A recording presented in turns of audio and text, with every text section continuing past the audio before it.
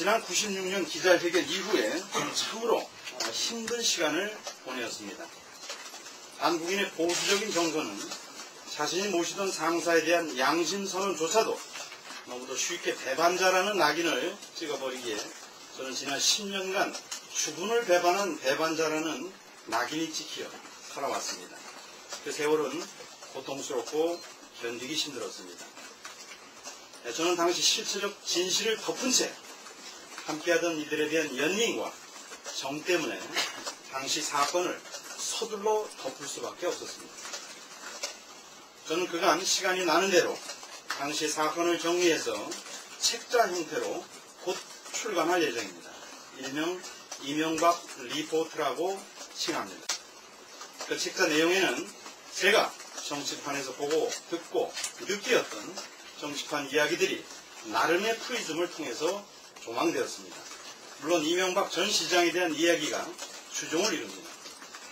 저는 특정인을 폄하하거나 신랄할 목적으로 그 책을 저술하지 않았습니다. 다만 이제 우리 역사를 짊어지고 나갈 우리의 대표자를 바르게 뽑아야 우리 모두가 잘 살 수 있다는 절절한 신경에서 바른 역사를 기록하는 사관의 입장에서 기록했습니다. 이명박 전 시장은 개인적으로는 매우 능력이 출중하고 뛰어난 능력을 가진 분이라고 생각을 합니다. 다만 대통령 자리는 현대건설 회장 자리와 같을 수 없습니다. 그 능력과 더불어서 일반인보다는 훨씬 높은 도덕성과 자질이 요구되는 자리입니다. 그것은 최고 지도자가 되고자 하는 일하면은 반드시 갖추어야 할 덕목이기도 합니다. 지도자가 지도자답지 않다면 국가의 품격이 떨어집니다. 그리고 그 고통은 고스란히 국민의 부담이 되고 맙니다. 그러면 이제 좀 핵심적으로 여쭤볼게요. 좀 단도직입 여쭤보면 이명박 전 시장은 대통령감으로 부적절하다고 말씀하시고 싶은 건가요? 예, 제가 본 바로는 그는 아닙니다.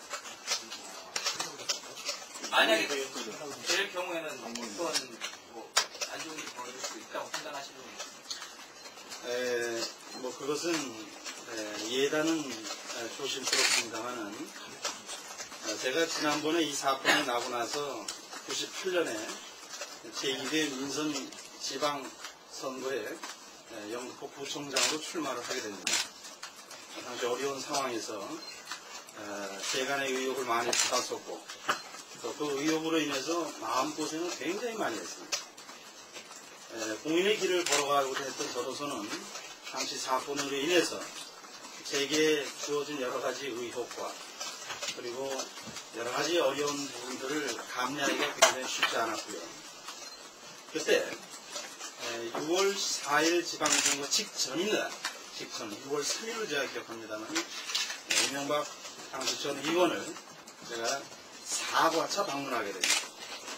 그 4과차 방문한 자리에서조차 참을 수 없는 모욕적인 그런 표현을 저에게 하시더라고요. 어떤 표현을 하시나요? 제가 이 자리에서 차마 얘기하기가 곤란한 정도의 표현을 하시더라고요.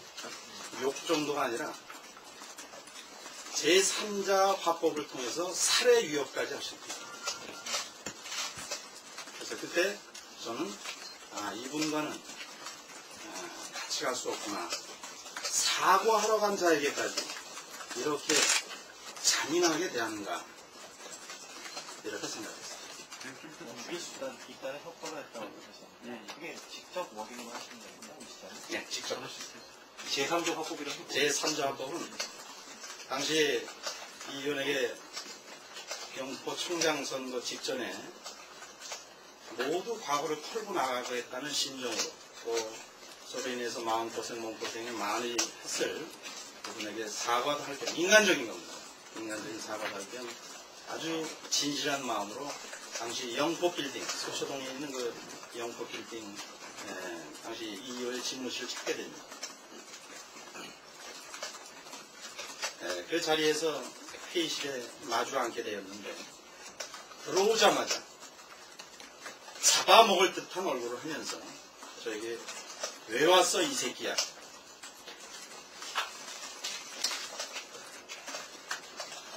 내가 너를 목에다가 돌을 달아서 인천 앞바다에다가 죽이자는 얘기까지 나오는 거를 내가 말렸어 라는 표현으로 저에게 저기를 표현하셨습니다. 저는 그 당시에 분명한 협박이라고 저는 느꼈습니다. 살해 협박이라는 거예요. 그렇습니다. 운동하신 내용이 거짓이라고 편지를 쓰셨고 그거를 네. 시장이 공개를 했잖아요. 그 편지를 쓴 경위에 대해서는 예. 당시 기자회견을 하고 나서 약 3일간 저는 많은 생각을 하게 됩니다. 함께 일했던 참모들 다 동료들이었습니다. 당시 캠프에서는 제가 제일 막내였고요. 그러나 저로 인해서 같이 함께 일했던 참모들과 동료들이 마음고생 몸고생이 당시 심했어요. 우연찮게 그분들 중에 한 분하고 통화를 했습니다. 울먹이는 소리로 꼭 좀 만나달라라고 그 당시 얘기를 하시더라고요. 저도 사람인지라 당시 이혼에 대한 적개심은 하늘을 찌를 듯 했으나 그 주변의 참모들이라고 하는 것은 그야말로 고생만 한 사람들. 그분들과 무슨 제가 사람이 있겠습니까? 그래서 그분들을 아류 어렵사리에서 만나게 됩니다. 만나서는 그분들의 차량에 의해서 대전의 모 호텔로 제가 가게 됩니다. 그 호텔에서 서로 그동안 이 문제로 인해서 불거졌던 부분도 오해를 하고 오해도 풀고 이런 자리를 가졌습니다. 그때 당시에 함께했던 강모 부장, 김비서관 이쯤에라도 문제를 없자. 뒷일은 우리가 알아서 할 터이니 봐주라 라는 얘기를 저희가 합니다. 제가 마음이 모질지 못해서 그래 형님 나 이 정도면 됐어. 이 시장 이명박 의원 그렇게 아랫사람들 대하시면 안 된다는 것을 보여주는 것으로 나는 좋게 라고 제가 답변합니다. 강 부장의 요청에 의해서 당시 기자회견을 부인하는 그런 편지를 쓰게 됩니다. 물론 제 자필로 쓰게 됩니다. 다 쓰고 나니까 강 부장이 그것을 읽어보시더니 야 이왕 봐주려고 하는 거니까 좀 제대로 확실하게 봐줘라. 제가 이렇게 얘기했어요. 형님 그렇다고 진실을 덮을 수는 없지 않습니까? 결국은 다음날 이 시장식에 의해서 반강제, 반타이에 의해서 강제 출국을 당하게 됩니다. 그 과정에서 제가 썼던 편지에 12할이 많죠. 저에게 편지에 이 시장에게, 이명박 의원에게 불리한 부분을 삭제할 것을 요청받습니다. 이미 이 의원에 대한 적의를 접었었고, 그리고 함께하던 참모들의 간곡한 요청도 있고 해서 사실과는 다른 기자회견 부인 편지를 남기게 됩니다. 저는 그때까지만 해도 그 이명박 의원의 진실성을 믿었습니다. 그것을 자신의 책임을 연탈할 목적으로 사용하리라고는 꿈에도 생각하지 않아요. 그러나 제가 출국 이후에 그는 곧바로 그 편지를 흔들면서 본인은 선거법을 준수했습니다. 이것 제가 부인 편지를 쓴 것을 보면서 자랑스레 이렇게 제가 부인하고 나갔다라고 거짓말을 하게 됩니다. 국민에 대한 사기극입니다.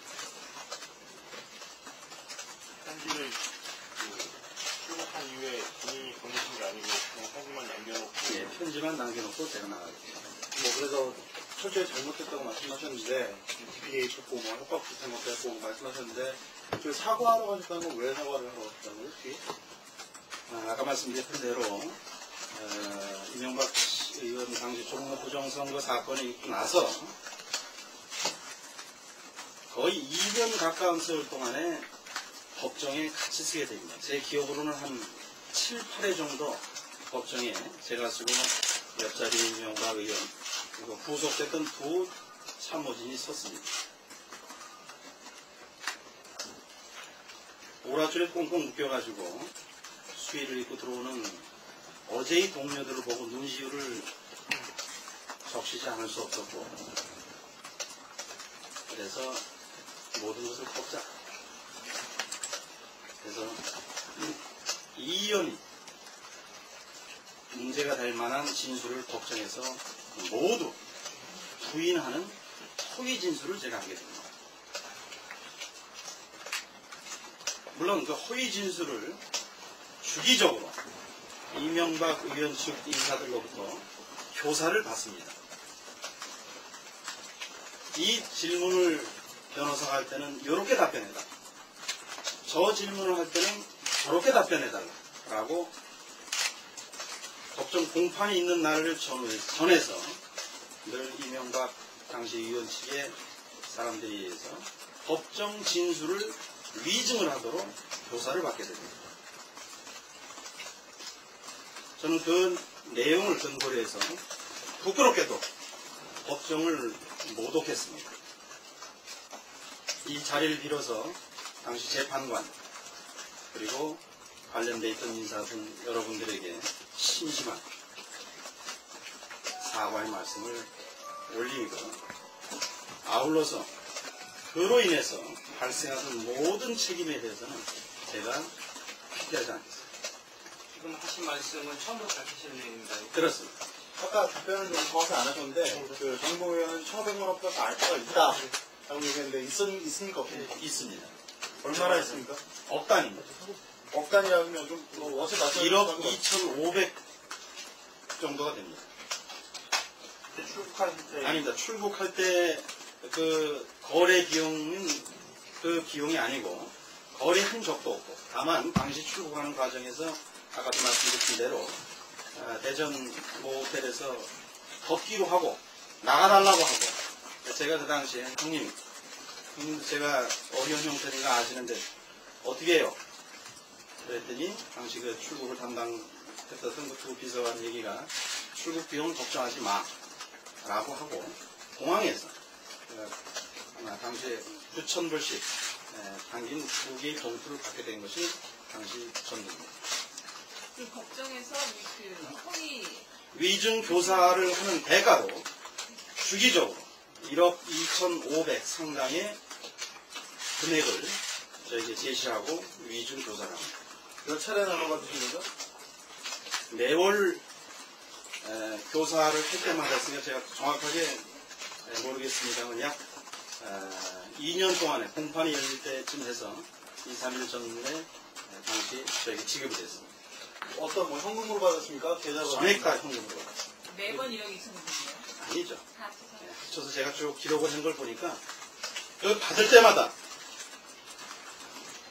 저는 양심을 판 대가로 받았다는 자괴감 때문에 얼마나 울었는지 모릅니다. 그럼 위증을 하셨다고 그러셨는데 위증을 하셨다고 그러면은 이 1억 2,500 뭘 어떤 것을 숨겼다는 건가요? 지금 옆에 있는 내용 말고도 무슨 짓을 하셨다는 숨긴 부분이 있다는 건데. 당시 서울지방법원 그리고 고등법원에서 증인 또는 피고인에 대한 여러 가지 신문을 하게 됩니다. 그 과정에서 아까 말씀드렸던 대로 이 의원 측은 이 시장 측은 자신에게 유리한 진술만을 저희가 강요를 하였고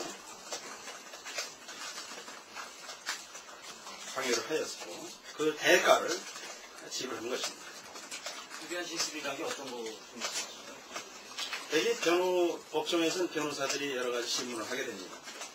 그 변호사들이 신문하는 과정이 의뢰인에게 유리한 입장의 여러 가지 신문을 하게 되는데 그 당시에 그 질문은 그런 쪽에 이명박 살리기에 초점이 맞춰져서 좋은 문제 한 번만 더 정리할게요. 출국하실 때는 9,000불짜리 봉투 2개 받으신 게 전부고, 예. 그 이후에 이제 1억 2,500 말씀하신 거는 재판 나갈 탐 들어오셔가지고, 이렇게 재판 나갈 때마다 이렇게 그렇습니다. 전날 받은 게 이제 이렇게 합쳐서 그렇습니다. 출국하실 때는 그럼 1,500만원 보존만 받고 그냥 나가시는 거예요? 아니 저는 얼마가 들어있는지 여부도 저는 모르고 그냥 봉투 2개를 가족들하고 같이 나가게 되니까 봉투 2개를 이광철 비서관을 통해서 전달받으면 그냥 그 쫓기듯이 빠져나갔기 때문에 거기서의 생활은 뭐, 이 시장에 반복. 그때 나갈 때 그 이광철 비서관이 저에게 한 얘기가 김 비서관 뒤는 걱정하지 마라. 이명박 의원 잘 알잖아. 이런 얘기를 하면서 저를 출국시켰어요. 그래서 뒤를 가져오나요? 안 받으셨어요? 정착비. 정착비는 말씀드렸던 대로 전혀 받지 않았습니다. 정착비를 받을 목적으로 나온 게 아니에요. 얼마씩 해서 1억 2,500 받으셨잖아요. 법정 진술이 있기 전에 대개 그것이 이제 한 달 간격으로 진행이 됐기 때문에 그것이 제가 당시에 2년 동안을 법정을 왔다 갔다 하면서 전혀 취직이 되지 않더라고요. 세간의 여러 가지 의혹을 받았고 그렇기 때문에 전혀 취직이나 후보지책이 없더라고요. 그러니까 그것을 교묘히 제 취약병이 뭐라는 것을 당시 이 의원 측에서는 너무나도 잘 알고 있기 때문에 그렇게 길들이기 차원에서 했던 것으로 저는 보다. 얼마씩 얼마 정도 200, 150, 어떤 때는 기분 내키면 300도 주고. 그걸 어디서 누구한테 받으셨나요? 당시 이명박 전 의원의 보좌관이셨던 K모 보좌라는 거. 실명을 말씀해 주시면 안 돼요? 그분 저기 명예 문제도 있고 하니까 제가 그렇게 해주는 걸 좀 이해해 주고 나중에 다 밝혀지겠죠. 현재도 보좌관으로 활동하시는 분이 아닙니다. 그 다음에 J모 부장을 통해서 받았습니다. 받았던 거를 그 당시, 요번 달에는 얼마, 요번 달에 얼마 이런 거 적어놓은 게 없어요? 그거는 제가 어디 쪽지에다 이렇게 적어놓은 게 있는데 이 자리는 제가 지금 아주 작성하지 않았습니다. 정인봉 변호사가 1,500만원 플러스 알파를 얘기하셨는데, 정인봉 변호사도 아시는 분인가요? 지금 말씀하신 거. 아마 정 변호사께서는 그 숫자를 잘못 기억하고 계신 것 같아요. 1,500이 아니라 현재 하는 게 정확하게 18,000불이에요. 혹시 그 책에 시장 재산 문제라고 예, 다루고 있습니다. 여자 문제도 있나요? 다루고 있습니다. 일파기도 나와요. 다루고 있습니다.